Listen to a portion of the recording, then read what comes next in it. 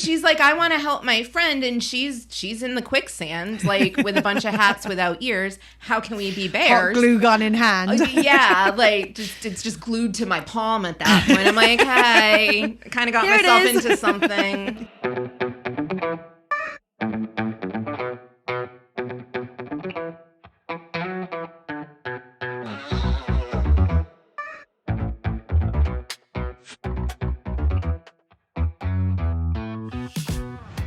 Hello, hello, hello, and welcome to Well Shit. It really is that simple.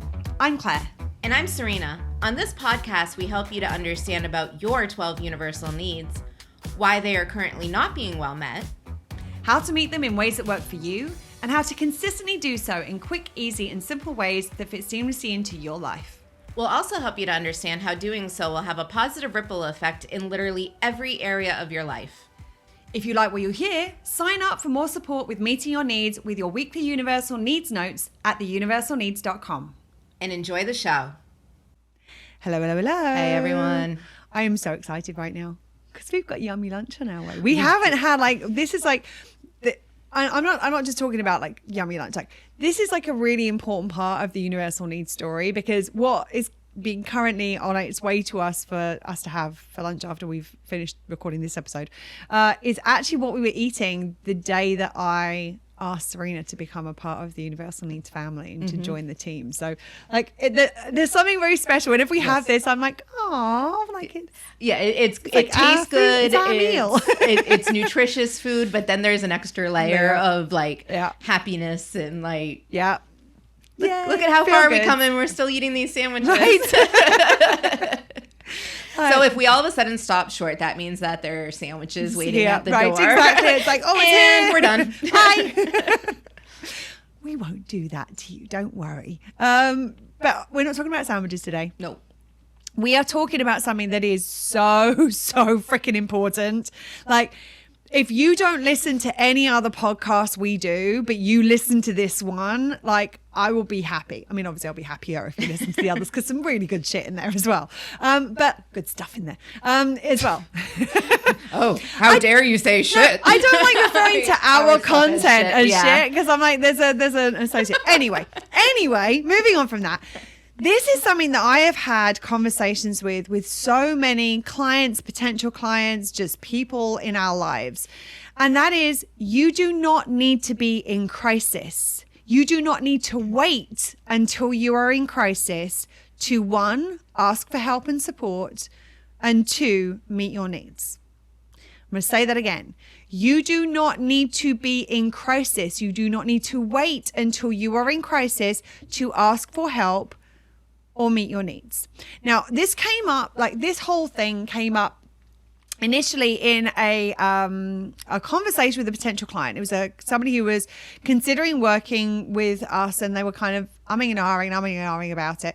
Now, if you've had a discovery session with us, which is our little intro session where we kind of break down and understand what it is that's going on with you, how we can support you, offer some suggestions on how we would approach your situation, you will know there is never any pressure. In fact, it's almost like the opposite of pressure. It's like you tell us how long you want to think about it, and we will put that note in the diary. And if we haven't heard back from you, we'll just check in with you at that point. Be like, hey, just checking in. Any questions? Anything? Any thoughts came up that you want to share, or what have you? So there's never any pressure. And if I have a conversation like this with a client or a potential client, and actually this is the conversation I had with this potential client when this conversation first came up, I'm always going to be like, I'm going to share this with you because I think it's important information for you to consider.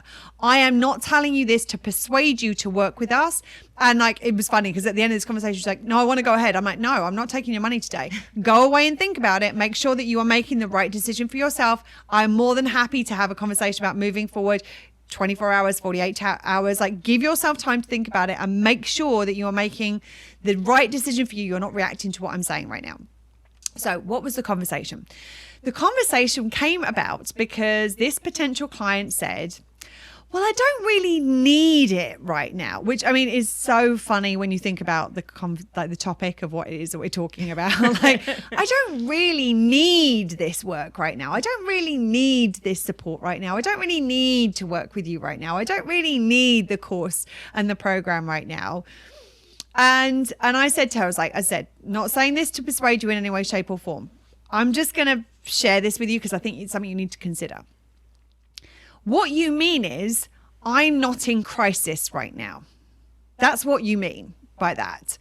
And so many people wait until they are in crisis to get professional help. And I'm not even just talking about professional help. I'm talking about any help or support. Like, people won't ask their friends or family or loved ones for help or support until they are literally at the end of their thread. They've got they don't know what else to do and everything's in crisis. So obviously I was sharing this initially in the context of professionally working with me, but this is relevant in any situation. And I said to her, I was like, I understand that mentality because it's something that I have experienced myself in the past. But there's two aspects to this. The first aspect is that if you wait until you are in crisis, well, there's three aspects to this. If you wait until you're in crisis, basically the help you get helps you to deal with the crisis. You have to recover from the crisis first before you get the actual help and support that you probably needed ahead of the point that you were in crisis. Well, and if you think about when you're in crisis, like the capacity to do anything except for focus on the crisis, and just cope and recover isn't there. All you can do is cope and recover. Right, in the short adding term. something new, like, this hasn't been part of my world. Now I need help. Like, I'm going to put it in. Like, that triggers my anxiety, thinking of like being in crisis and then and now I'm going to try and fix it while I'm in crisis. Right. Yes. The second thing is, a lot of the time, especially when it comes to professional help, but this can apply to other kinds of help as well.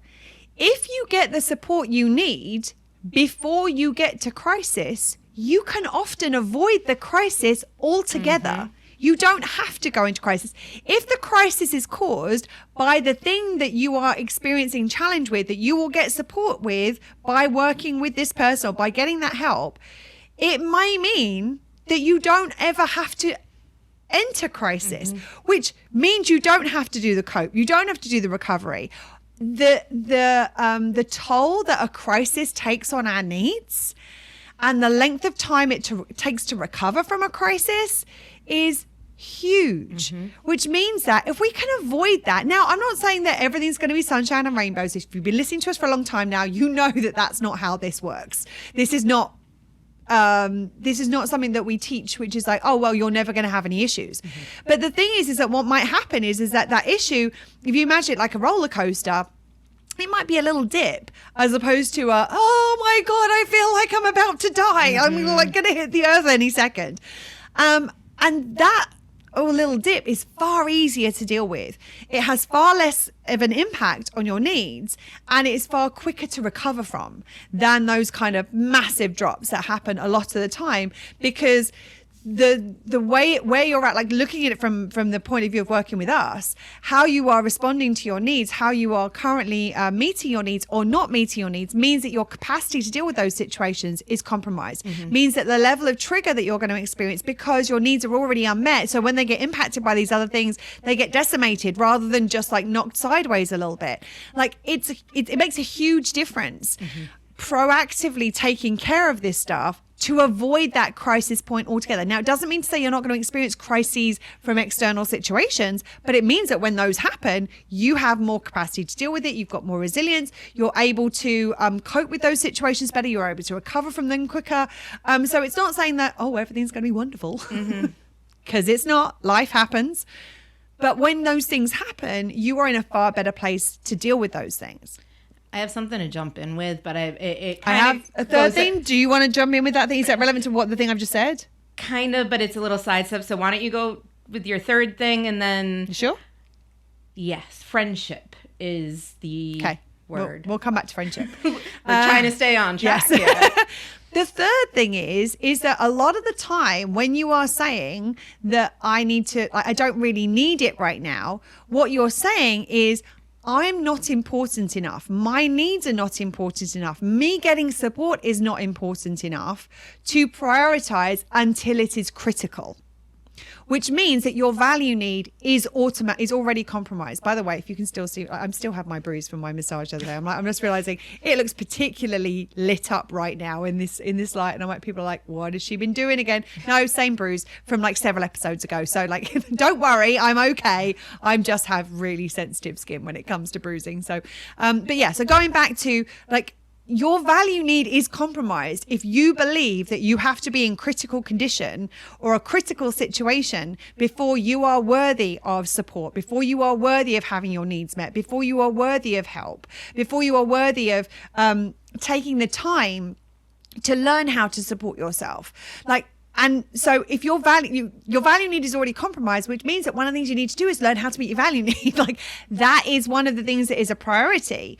And so like, and again, in the context of working with us, it's like, if your value need is compromised, that's going to block you from getting the help you need to support your value need, which will then actually mean that you get the support you need to meet your other needs, which means that you may avoid the crisis altogether in the first place.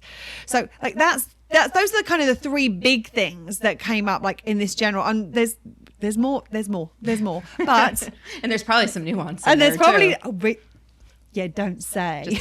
There might be, who knows? But friendship. Yeah. So as you were talking about number 2, which to reiterate. Oh, you're expecting me to remember what number 2 was? I don't remember what.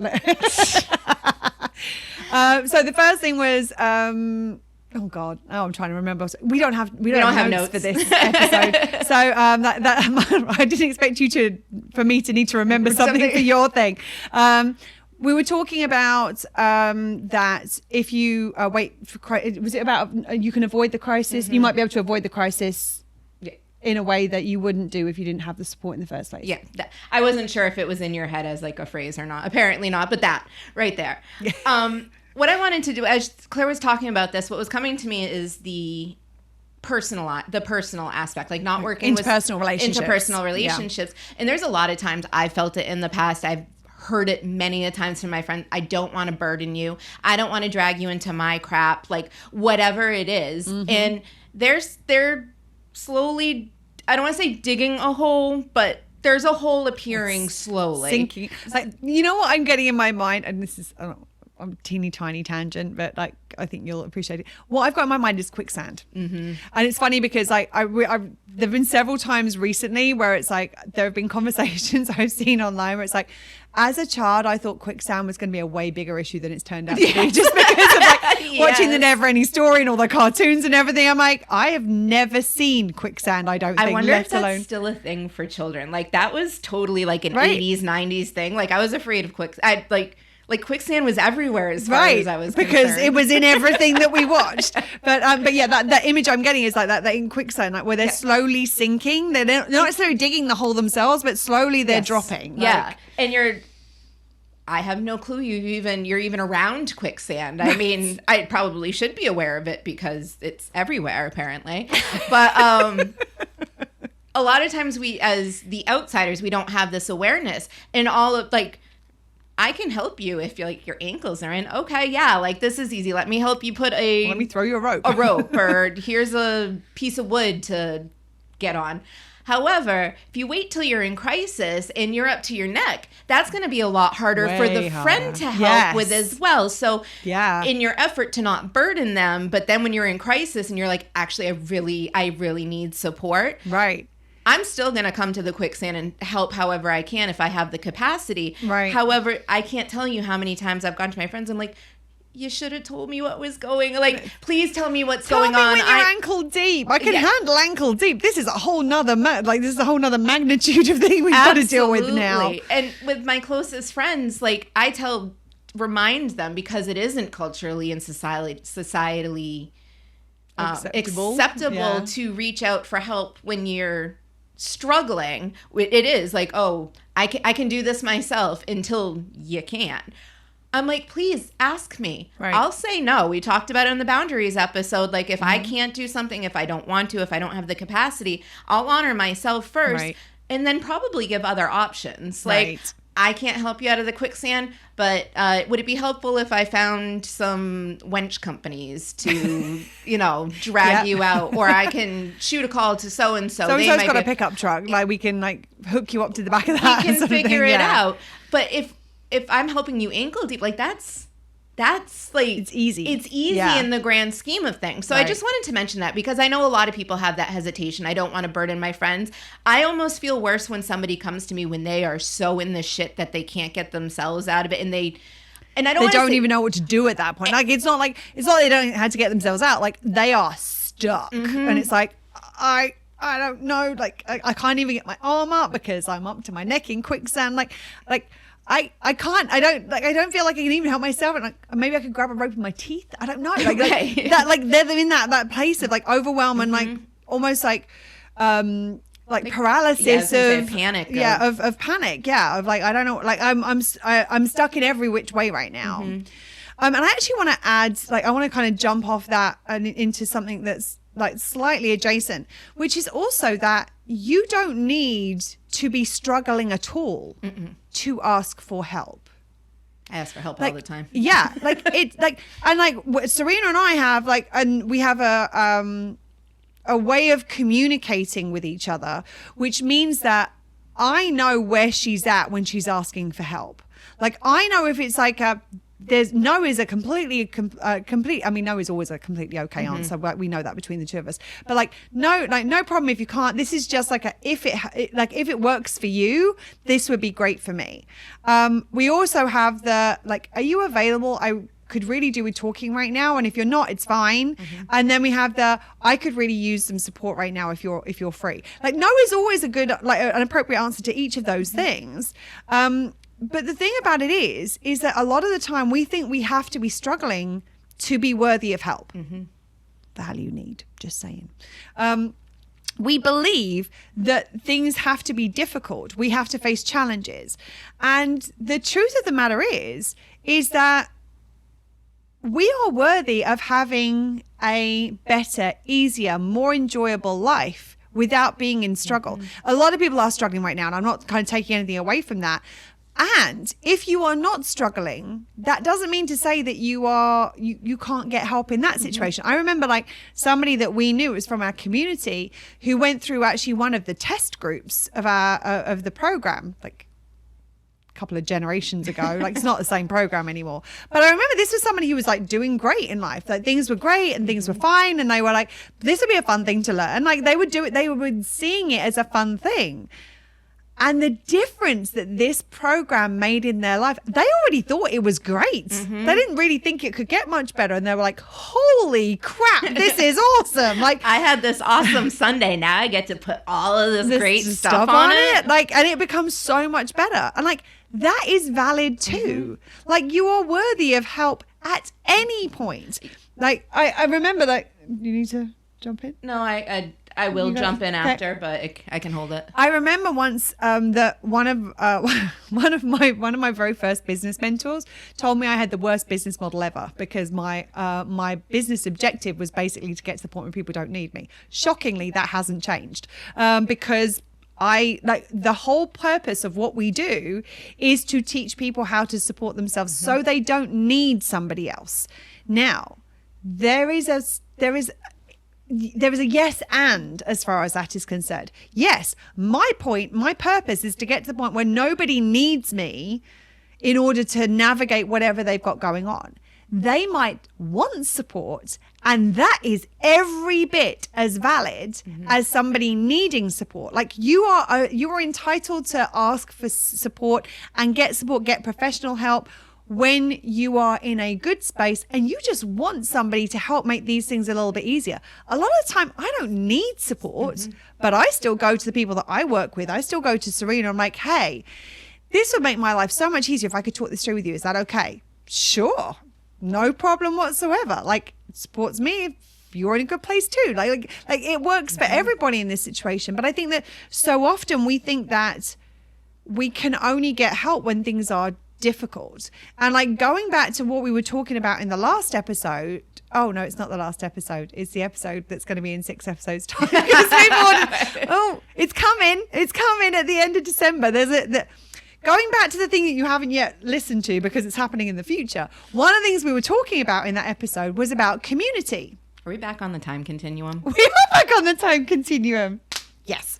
The thing is that it's okay to want support when you don't need support, when you aren't in crisis, because that is what a community looks like. We are all supporting each other all the time.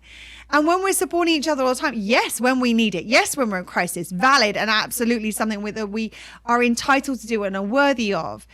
And we don't have to be in that point. Like the whole thing of like, it's interesting, like there's this phrase around raising children, which is it takes a village.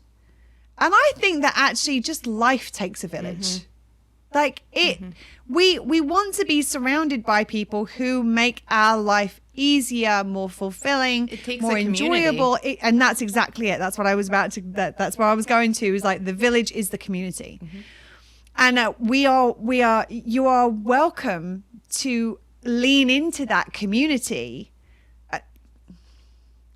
You should be welcome to lean into that community whenever you want or need it. Like you shouldn't need to be in crisis. And that's the kind of community that we are creating and that we create with the people that we're in community with. Like you don't have to need me in order to ask me for support. If I have the capacity and time and I'm well resourced, I'm more than happy to help. And the amount of people are like, hey, could you help us out with like, we've got this going on. Can you help with this? Can you help with this? Can you help with this?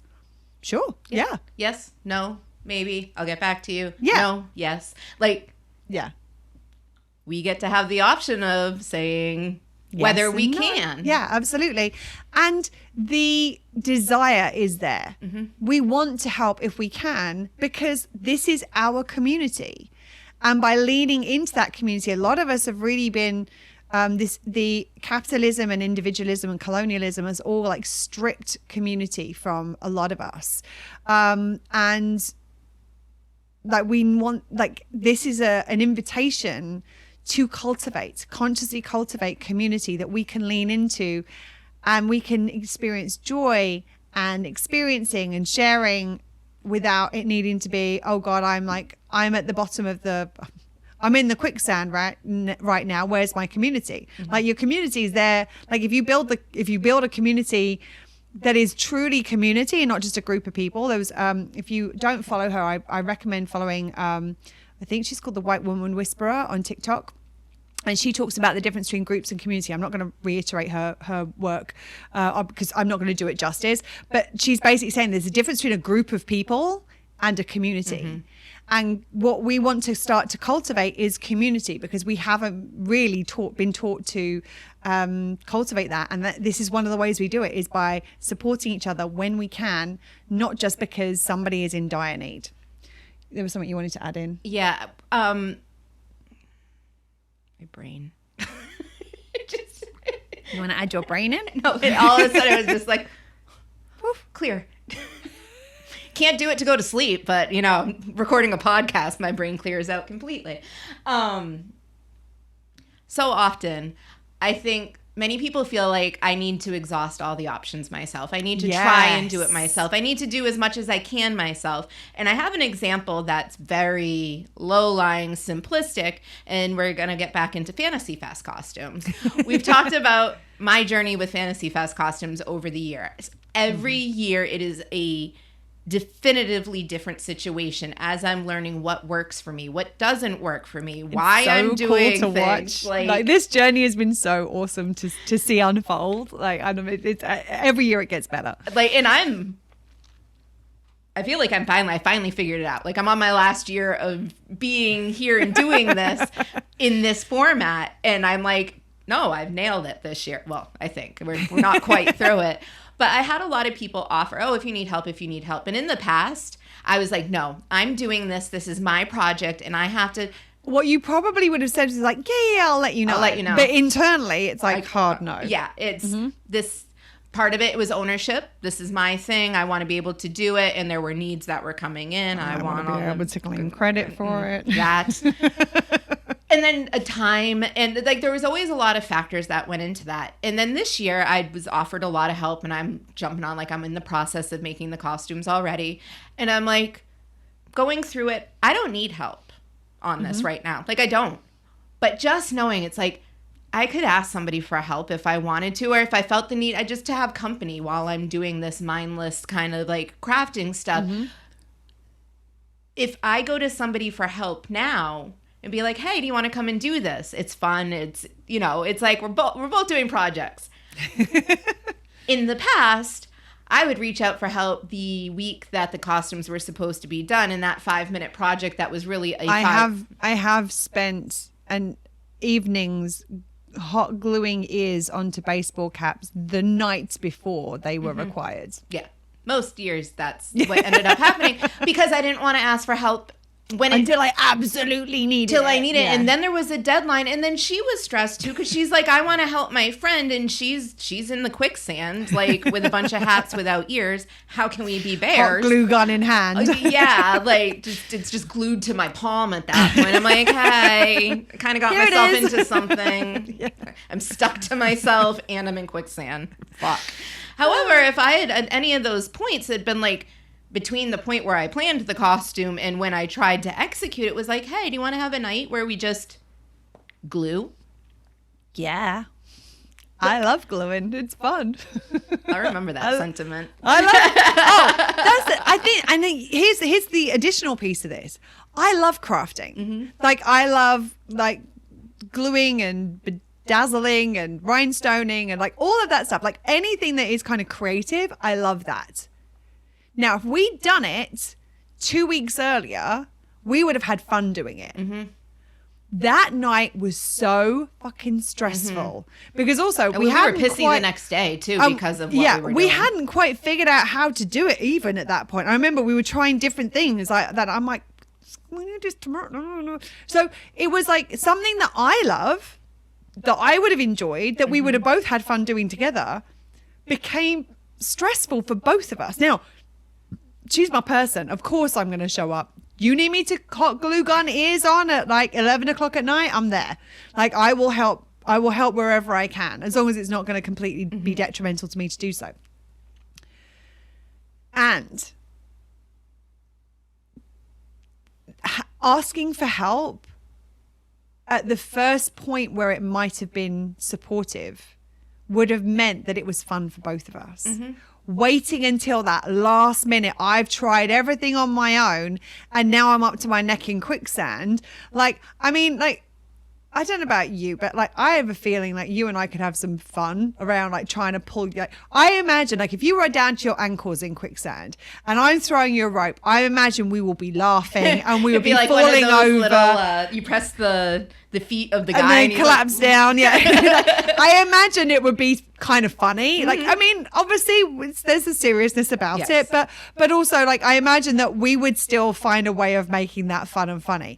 You're up to your neck in quicksand. Nothing about that is funny to me. Like, nothing about that is fun. Like, at that point, it's stressful. It's crisis. Like, I'm in the crisis as well. I've been brought into the crisis, and that ends up creating a crisis for both people involved, rather than actually let's deal with this ahead of time, where actually it's not crisis for anybody and it's kind of funny. Like, I mean, I can imagine like you and I and the ears and like we laugh at the most ridiculous of things. I can only imagine the amount of fun we would have had if we'd done it just a couple of weeks earlier. Yeah, we could have added some magic to it instead of panic, which was like, oh shit, we have to get this done. And Claire also mentioned another thing in what she was saying. Claire likes to do crafts. Claire does not have the craft setup that I have. Like, I have a corner. I have the things. I got the glues. I got the sparkle. Like, I have a set up. I have the stuff I bought with me from England and a few little bits and pieces I've picked up since I've been here. Like, that's she has what like I two spools of ribbon, and I don't even think you have your own glue gun, do you? No, I don't. Yeah, like that. I've got pipe cleaners.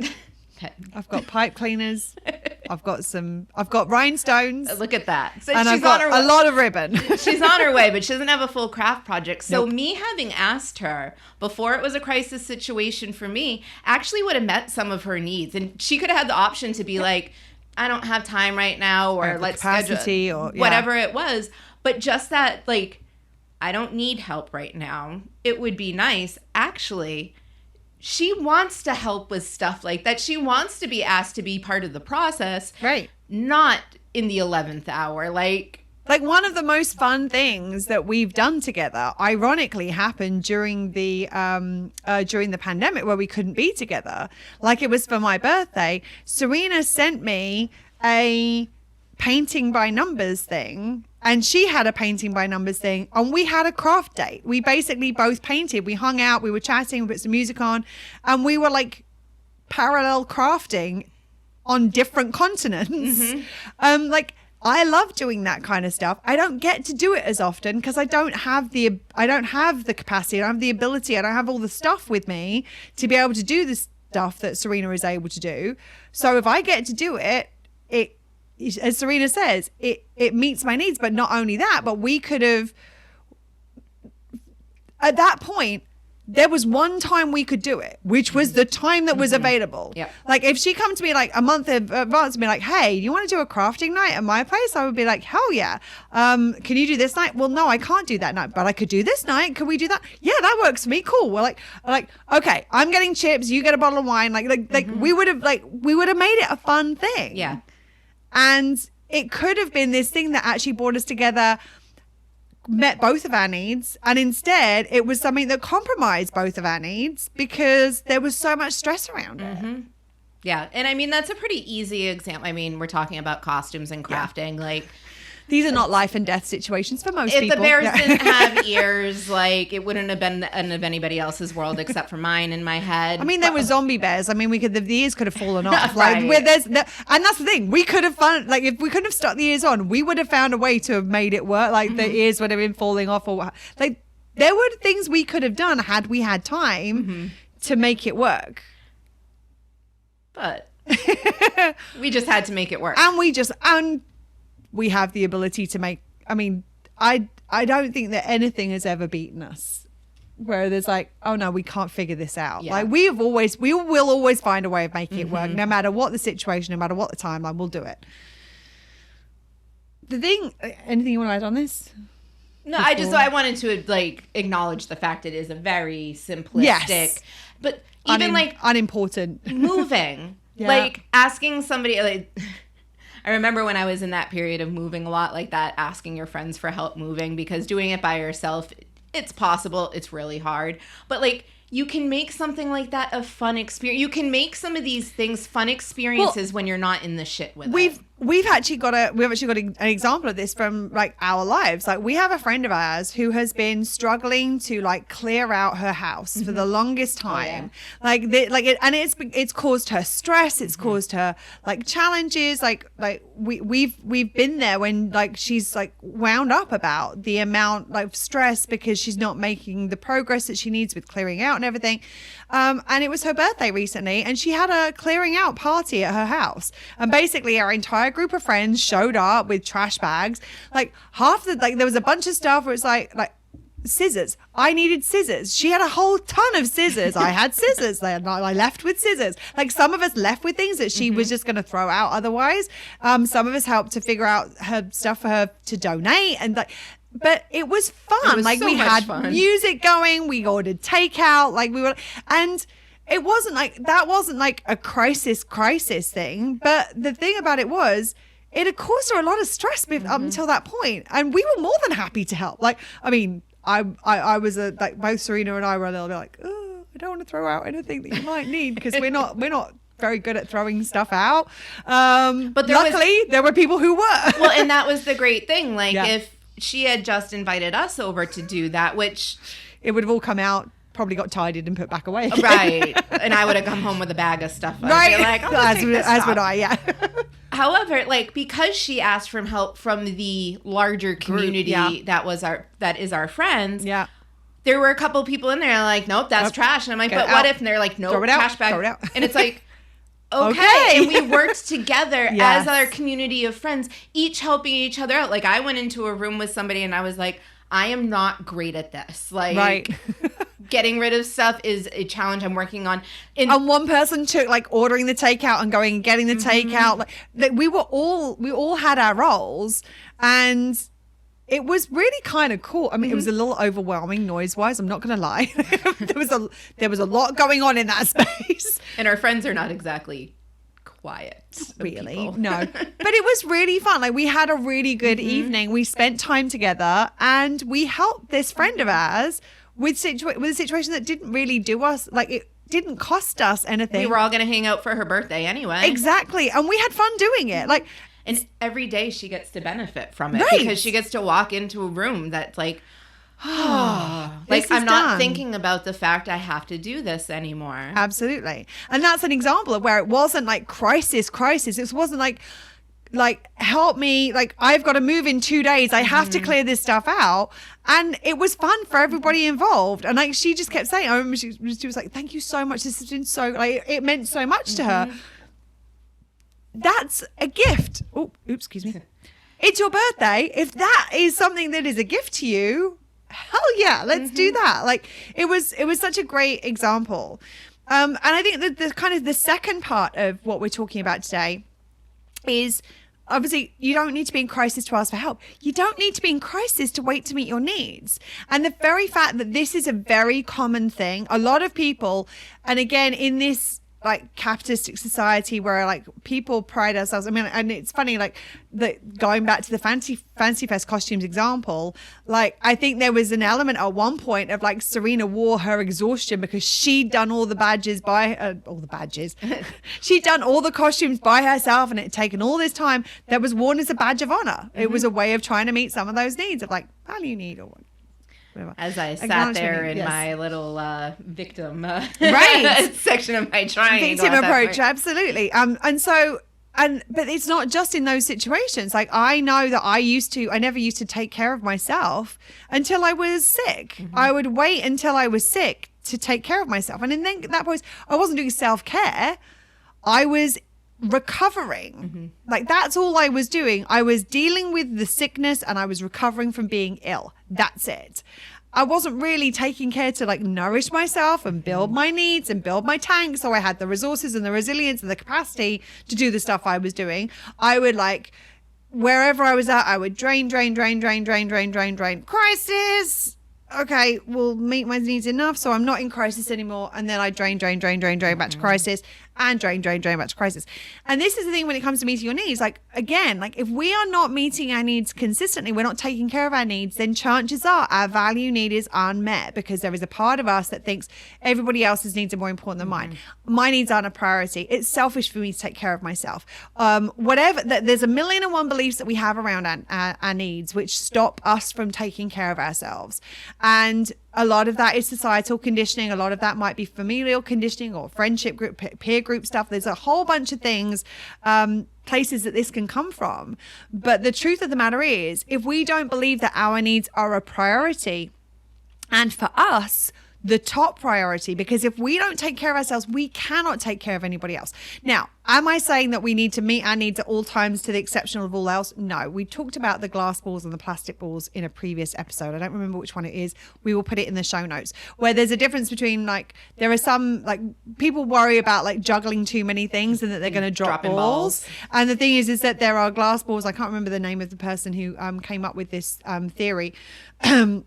I believe we referred to it in that episode, where there are glass balls and there are plastic balls. And sometimes you need to drop a plastic ball to catch a glass ball, maybe at home, or you need to catch a glass ball at work and you need to drop a plastic ball at home in order to catch the glass ball at work. So it's like, we need to be, so I'm not saying like meet your needs to the exclusion of all else. That doesn't work either. That is a selfish way of meeting needs.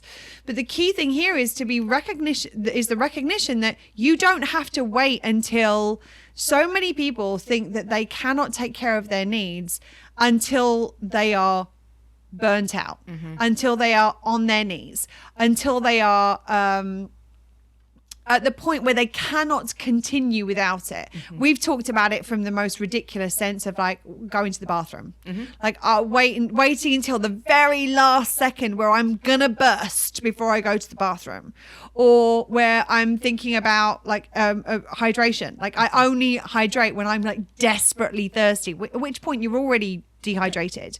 Yeah, when you're drinking, you're not actually, you're just topping it up. You're topping it up, and like if you're waiting, you're not, you're rehydrating. So you're not actually doing what you think you're doing, like in the resourcefulness. Like, I'm not 100% sure what you just said. I don't know if I know what I just said. Saying if you just said you're already dehydrated, if you're waiting till that point to have a drink, like you said, you're not topping off your resources. This is not about staying hydrated. Yes. It's about rehydrating because you are dehydrated. Yeah, so that's what I was trying to say. Am I following? Yeah, you are. I think I am.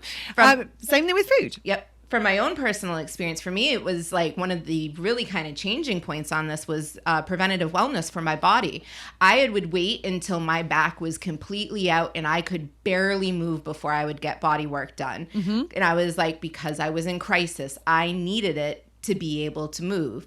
So you could justify the expenditure, you could justify the time, you could justify prioritizing yourself because you were in crisis. Because I was in crisis and I needed it.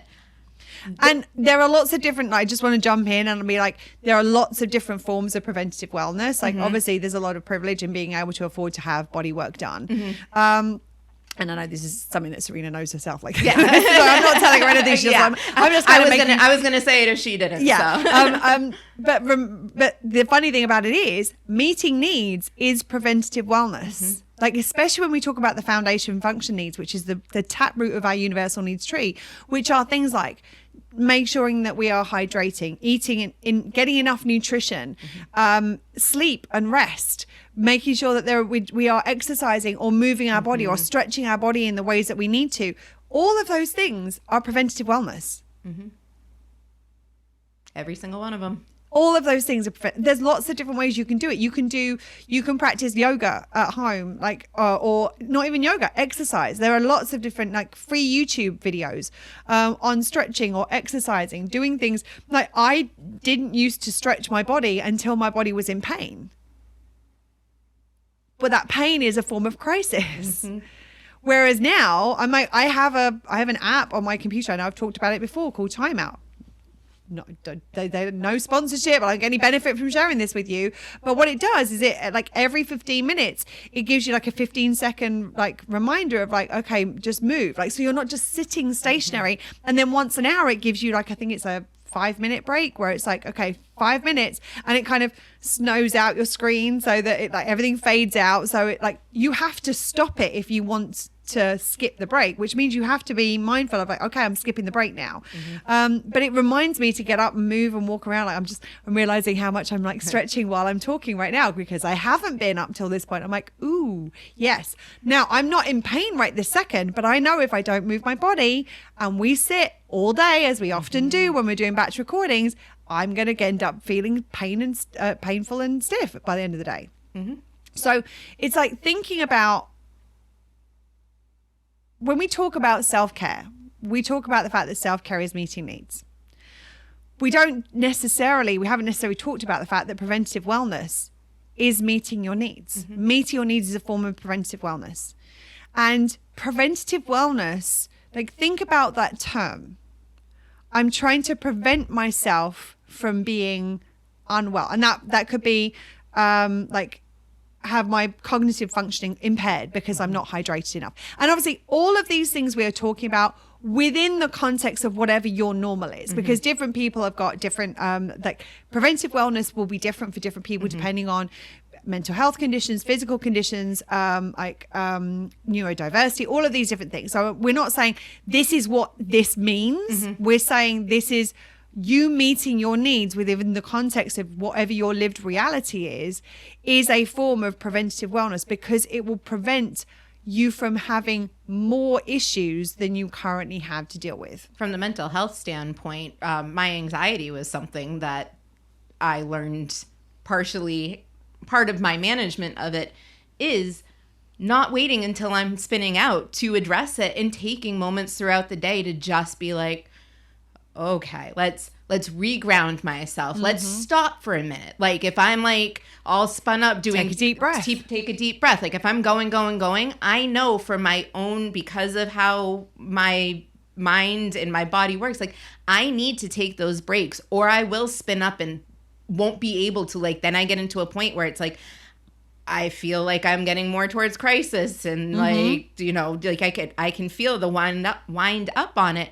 And I don't necessarily feel that anymore on the regular like I used to, right? Which has been amazing. And all it does is it's just a mindfulness of me being like, just take a minute. Like proactively taking care of your needs. Like just, you don't need it. You haven't been doing much, but like, let's just get into the habit of taking the break, of just sitting quietly for a minute. Because I'm in it a lot usually, and there's stuff going on. So to just be like, okay, every day I need a bit of quiet. Right. How do I create that for myself? Do I need to leave because the house is too loud? Do I need to, ask for some space from the people that are around me? Like whatever it is, doing that continuously then makes it a habit, so that, I still get spun up. I still spin out. I still have moments, but they are so much few and far between, because I'm consistently meeting those needs that are usually triggered by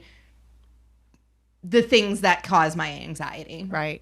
And because we live in this society which has us believing that we are not good enough to have us, and has us thinking that we should always come second, depending on the level of privilege we have, because there are certain people who get the message that they should always come first, which is not true. Because of that, it's so difficult a lot of the time. Like, one of the biggest things that we experience with people when they come to the program is giving themselves permission to meet their needs. Like recognizing that their needs, like if they want to show up as a good friend, daughter, sister, brother, father, mother, worker, whatever, partner, that they can't do that if they don't have the capacity. And the way that you build the capacity is by taking care of yourself and your needs. And there's this kind of, I think just in our society, there is this, we live in this kind of burnout culture. And with this, it's almost like the exhaustion Olympics, where it's like, oh, I only got 4 hours sleep last night. And that we're using that to try to meet one of our needs, a value need, acknowledgement need, whatever it is. And it's like we're trying to use how our needs are compromised as a badge of honor, because subconsciously we're trying to get our needs met through it. When in actual fact, if we figured out a way of meeting our needs, we wouldn't need that badge of honor. I used to be, I cannot tell you the number of times where I'm like, oh, I only got 4 hours sleep last night. Look at me, what I'm doing, kind of thing. I feel like I have a shelf of crowns from where I've won the award from doing that. Absolutely. Or it's like, oh, I was working till 3 o'clock this morning and I was back, I said at 7 o'clock this morning or whatever. Like, there's so many ways in which we are trying to use that as a way of meeting our needs without realizing that's what we're doing. It's all subconscious. I've done it over and over again. The kind of physicality aspect of it. How many times have I been the person? I'm not going to even refer to the times I've heard it from other people. Have I been the person that's like, my body hurts so bad because I've done this? Yeah. And it's like, and it's that badge of honor. I could have stopped. Given the situations, I could have stopped. Yeah. And taken care of myself in those moments. Still would have been in the quicksand. But like, I pushed myself past that point, and then I'm like, actually, since I did this, since I compromised my needs, I'm going to tell people about it and have them feel, like as a rescuer, like. And I think that this kind of leads on to the next step, like in terms of this conversation, which is that I would love as a society and as a community for us to get into the habit of acknowledging people when they take care of their needs. Like, I don't want that. I don't believe they're dependent on that. But I think that there's so much like judgment and criticism and shame for people taking care of their needs as a priority and taking care of what they need. And there's so much acknowledgement for people who are like burning the candle at both ends and in the middle as well. It's the reason that we acknowledge each other when we do things. And I mean, we've done this. We've been in board retreats that we've hosted, and we've talked about this before, where like when the second that somebody gets up to go to the bathroom, yay! Yep. And it kind of sounds silly and funny, and it was, and we all had a good laugh with it. But there was a message in that.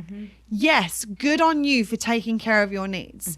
And it didn't harm anybody. It wasn't compromising anybody for somebody to do that. In fact, what was happening was a lot of them, it was happening because they were hydrating so much, so their brains were functioning well, so that they could participate and take in everything that was being said, which means that, when I'm hydrating well, I can be in the bathroom every 20 minutes. Like, oh, off I go again. Oh, off I go again. And then you get people like, well, you should plan better. You should go to the bathroom before a session starts so that then you don't have to leave in the middle of it. Well, screw that. If I'm hydrating well enough that I actually need to go, I need to take care of what I need.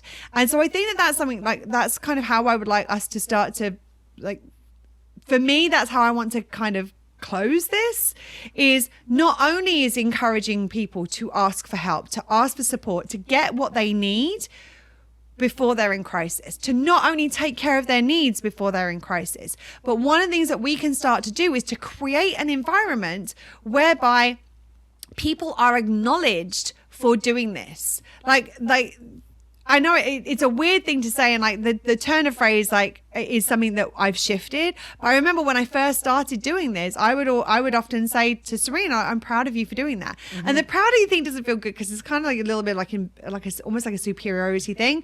So what I've done instead is I shifted. I'm like, I just want to acknowledge you for doing that. I just want to acknowledge you for doing that. Like I'm like that's great that you've taken this. I have a friend of mine that I speak to on voice notes all the time, and she sent one last night basically telling me about what was going on, and she'd been struggling with some stuff, and here are the things that she was doing about it. And one of the things I said to her is like, I just want to acknowledge you for taking care of your needs in that way. Like, that's a good thing. We want to encourage that, because the better people are supported, the better that they can show up, the better the community, the stronger it is. We all benefit from that. And I really I don't want to shame people who are doing things the other way. I will probably have something to say about it. Like, if somebody like criticizes somebody for meeting their needs in front of me, I'm like, oh, just so you know, I teach about this. Actually, what they're doing is great, and I want to acknowledge you for doing that. Like, I understand you might not understand that right now, but like what they're doing is a great thing. Like, I will say something in that situation. But I think that the more that we can create this acknowledgement of people taking care of their needs, of people asking for help, as Serena said, like looping back to the kind of, oh no, it was the story yesterday.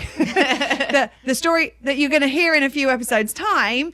Like, somebody asked her for help, and she said, "Thank you for asking me for help. I was more than happy to help you with this." Like, watch out for the episode. It's coming soon. Even with our friend with the party, I mean, I know we both thanked her for doing this, but I don't believe there was I'm so happy you're taking care of your needs, which with this friend, like we can speak like that. Right.